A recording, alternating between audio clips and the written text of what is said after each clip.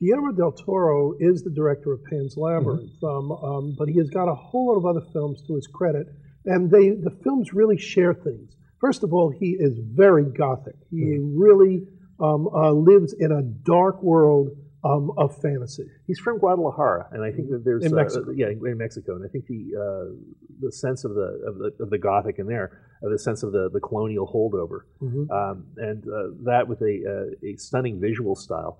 You know, one question I really like everybody asks themselves when they're seeing how many good movies are coming out of Mexico is the question is just that suddenly there's like a wave of good ones, or are we just finally recognizing them? Do we finally like? Well, I can answer that. Unfortunately, I mean it's the oldest film country in Central and South America, and it has the most developed industry. Right. It always has. Yeah. But I have been reviewing an awful lot of Mexican films in the last 3 years to show for the Pacific Rim Film Festival, and they're pretty bad.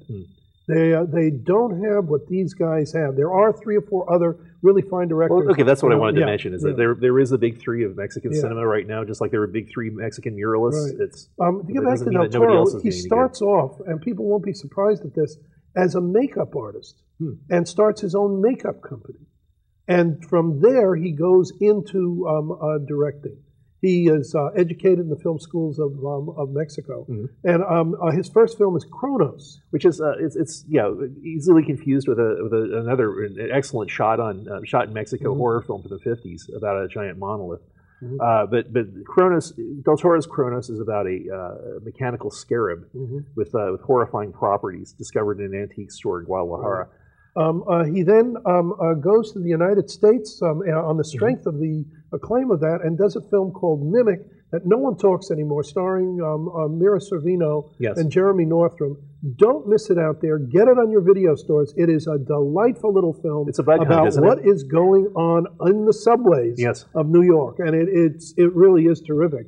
He goes from there to Devil's Backbone. Really, sort of as you mentioned, it's a study. It's almost a study for Pan's Labyrinth. Again, set in the Spanish Civil War, which fascinates him. By the way. And it sets in the opening days. This is like he then goes back to Hollywood and does Blade 2, which is the only good one of a trilogy of vampire hunter movies, and then Hellboy. Which these are wonderfully done comic book films. He really has a great style for it. Hellboy, I think, as a concept bothers me because it's like taken from so many other comic book characters.